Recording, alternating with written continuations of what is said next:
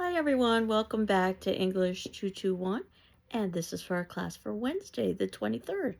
I am happy to report that I have returned all of the papers that were submitted in to me by the due date that I had listed on the syllabus, and I am now working on those papers that were submitted to me after that date. And as you know, you all have the option of doing a revision on the first paper. I see it as a kind of learning exercise. So what I would have done is evaluated it for grammar and mechanics as well as for content and put a letter grade on it. Hopefully you can read my handwriting, but if you cannot, please let me know. I'll be happy to decipher for you. And if it turns out that you would like to earn a higher grade, you can just take my suggestions into account and do a revision. And I ask that you hand in the original evaluated copy with my comments along with your revision, and you get the higher of the two grades. And if you need further direction, certainly you can reach out to me as well. That revision is due at the very ending of the semester, so you've got a bit of time to work on that. And meanwhile, I am hopeful that you are working on paper number 2.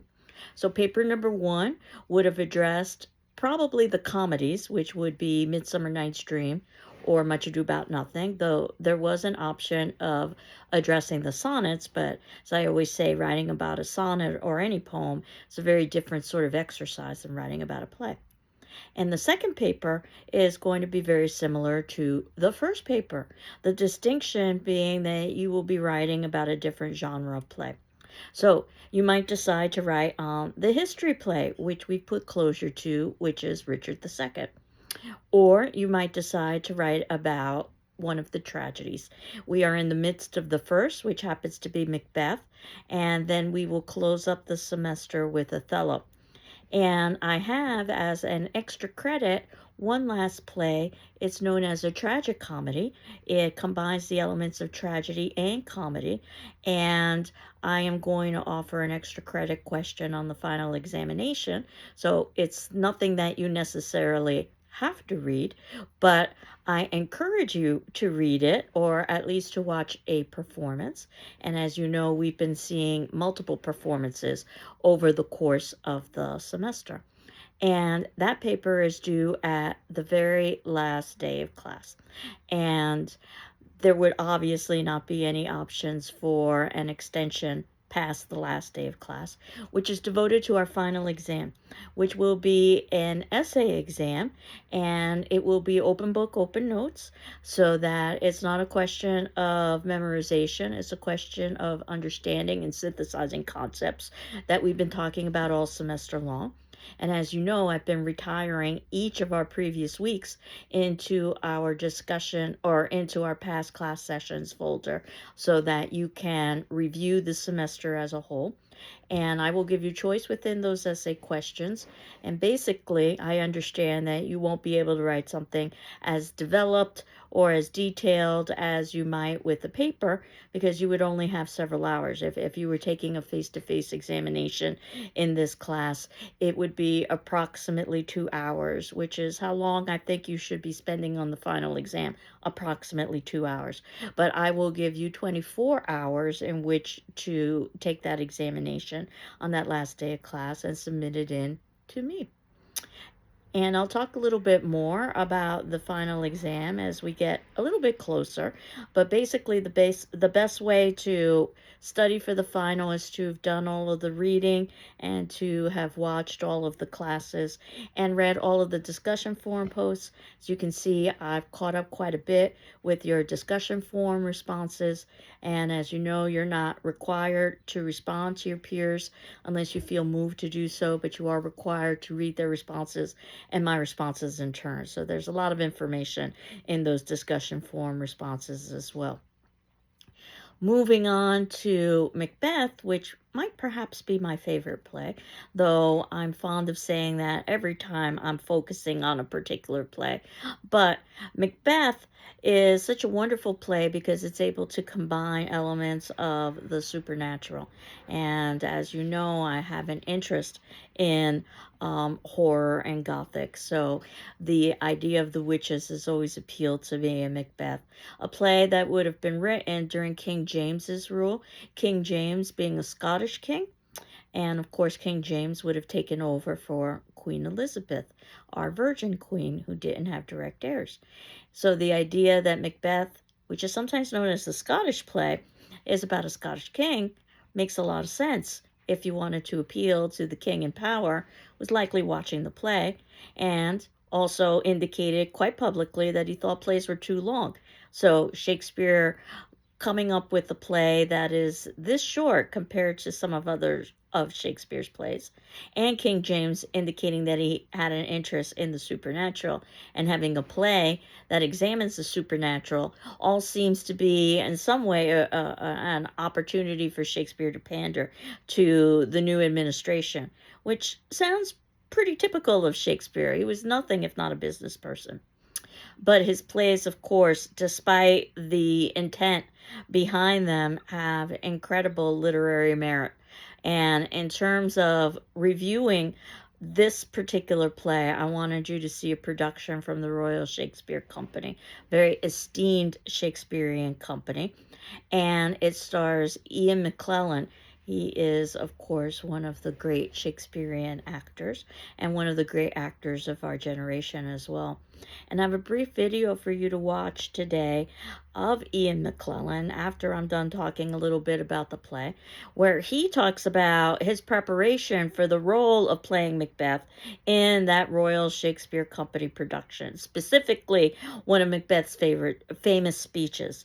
And there are lots of famous speeches in Macbeth, and it begins right at the start when the witches say, "Fair is foul and foul is fair." In other words, nothing is what it seems. Expect this play to be filled with paradox. Expect this play to be filled with equivocation. There's no mistake that there are three witches here. The number three will be repeated constantly throughout the play. The three are representation of Trinity. Christian Trinity, Father, Son, Holy Ghost. I guess we could say the witches are anti-Trinity. And in terms of some of the beliefs during the day, not only was the idea of a fairy a possibility, as we talked about with Midsummer Night's Dream, the idea of a witch was also a possibility. And witches had the stereotype and reputation for being evil and in league with Satan. More on that later. So obviously, the mood is established very soon, where the witches approach Macbeth and Banquo. Notice that the witches are initiating action. It's going to be the exact opposite as the play progresses. Now, Macbeth has established himself as a brave warrior because he's defeated the Thane of Cawdor. Note some irony here that Macbeth has defeated a traitor, and it turns out that Macbeth himself is going to be a traitor. Perhaps this establishes Macbeth as a great man above and beyond the ordinary, because he was able to defeat the Thane of Cawdor. And the witches give prophecies for Macbeth and Banquo. I talked a little bit about Oedipus the King in previous classes and the role of prophecy. And we see the role of prophecy in this particular play and the question of fate versus free will. And Banquo is immediately suspicious, as well he should be, considering some of the ideologies surrounding witches at the time period. Macbeth is not suspicious. And that is suspicious. The fact that Macbeth so easily accepts the witch's prophecies and then writes his, quote, dearest partner in greatness, unquote, could be a sign that Macbeth has contemplated the idea that the witches plant in his mind. And if that's the case, the witches aren't so much planting the idea as reinforcing the idea that already exists in his mind. So, King Duncan is completely oblivious to everything. He says, "This castle hath a pleasant seat." And of course, we know that that's the exact opposite, especially after Lady Macbeth has said, "Unsex me here," one of her most famous speeches. All of her feminine traits have been removed at this point. And Macbeth vacillates, which is not surprising because this is a play of equivocation, until Lady Macbeth insults his manhood. And insulting a warrior's manhood is perhaps as low as one could go. Now, note that one of Macbeth's famous speeches is, "This a dagger I see before me." This could be a hallucination, but it could also be a supernatural image. The ambiguity in the play, I believe, is one of the strengths of the play itself. Lady Macbeth's excuse for not killing Duncan is that he resembled her father, which either shows a certain level of weakness from Lady Macbeth, which we would not necessarily expect from her "Unsex me here" speech, or it could be that Lady Macbeth is brilliant at being able to convince others to engage in traitorous behavior rather than doing the deed herself. So, perhaps one of the more interesting things about the play is how quickly Macbeth becomes a killer, and he snowballs into a killing machine, which was a term that one of my own professors had used when I was an undergraduate. This is not so much a play about committing murder, this is a play about the consequences of committing murder. And during the accusation against the Macbeths, Lady Macbeth faints. This can either be a sign of weakness from Lady Macbeth, or it could also be very deliberate to take attention away from Macbeth himself. And the drunken porter scene, one of my favorite scenes in the play, very typical of Shakespeare, where you've got lower level characters who are making observations that the higher level characters should. And in terms of the drunken porter scene, one of the things it also provides is a humor, a levity that you wouldn't necessarily expect to find in a tragedy. And perhaps even more importantly, the drunken porter scene reinforces the idea that Macbeth is drunk with power. So thematically, it's important. And of course, King Duncan's sons, Malcolm and Donalbain, afraid that they might be the next targets, flee, but that makes them seem guilty. Works very well for the plan the Macbeths have in place. Nature itself is in discord. So we see how the God anointed, which should be the king, is ultimately influencing the natural world, and in a negative way because of the traitorous behavior of the Macbeths. And Banquo continues to have suspicions, and Macbeth realizes that Banquo is a loose end, so to speak, and he needs to take care of the idea of Banquo's suspicions. Now, this is something that Macbeth decides to do on his own. It's not something that Macbeth does, for instance, because he's encouraged to do so by the witches. So we see the transfer of power from the witches to Macbeth. So eventually, Macbeth commissions a murder for Banquo, again, illustrative of the idea of Macbeth becoming a killing machine and justifying one murder after another murder after another murder. Banquo's son Fleance escapes the murderers, and Banquo's ghost haunts Macbeth, which can be either a literal haunting or it could be a symbolic haunting because Macbeth is haunted by guilt. And we'll see how Lady Macbeth is haunted by guilt as well, even though she appeared to be so strong in her "Unsex Me Here" scene. When Macbeth seeks out the witches, we definitely see a transfer in power. If the witches were manipulating Macbeth, now it's very clear that Macbeth is in charge and seeking out information from the witches.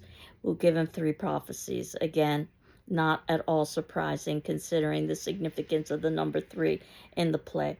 One of those prophecies is to beware Macduff. The way that Macbeth interprets that is that he has to kill Macduff. Now, Macduff has gone to England to test Malcolm's loyalty, so it's a great scene here where Macduff is pretending to be a traitor and to see how Malcolm will respond. And he responds badly, in other words, proving his goodness to eventually take over the throne. The murderers are unable to kill Macduff, and they end up killing Macduff's family. At this point, the murders are everywhere. It doesn't matter who is killed as long as somebody is killed. Lady Macbeth has her very famous scene where she says, "Out, out, damn spot," which is very important in terms of our understanding how the guilt will continue to eat away at her. There are images of appetite and even cannibalism in this particular play. And Lady Macbeth ultimately commits suicide. Not what we would expect from Lady Macbeth. And Macduff says that no woman of woman born will ultimately, or Macduff is of no woman of woman born is supposed to kill Macbeth, but of course Macduff is not born through natural means. He's born through unnatural means. And everything is unnatural in this particular play. Usurping the king at the time would be considered to be unnatural. So since Macduff is not of woman born, he's born through cesarean section, it almost reminds me of the ironic twist that you might find in popular television shows, something like The Twilight Zone. But since Macduff is not of woman born, and of course we find out that the soldiers are camouflaged as the forest itself. So this is how Birnam Woods rise up against Macbeth. So we end our play with King Duncan's son Malcolm becoming king, as well he should, and there's a restoration of order.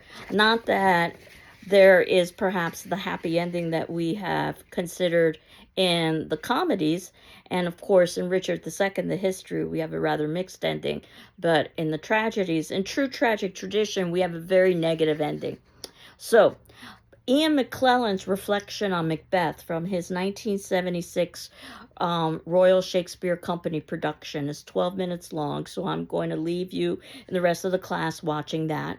And our attendance question for today, which is due for a class discussion forum, and that'll be by Friday the 25th. And certainly if you need an extension, let me know. Did you like or dislike the Royal Shakespeare Company's performance of Macbeth, which is a very dark performance, as you probably noted, and why? So I hope you're doing well. I'm doing well, and we will continue on next class talking about Macbeth and preparing for our last tragedy, which happens to be Othello. Take care. Bye-bye.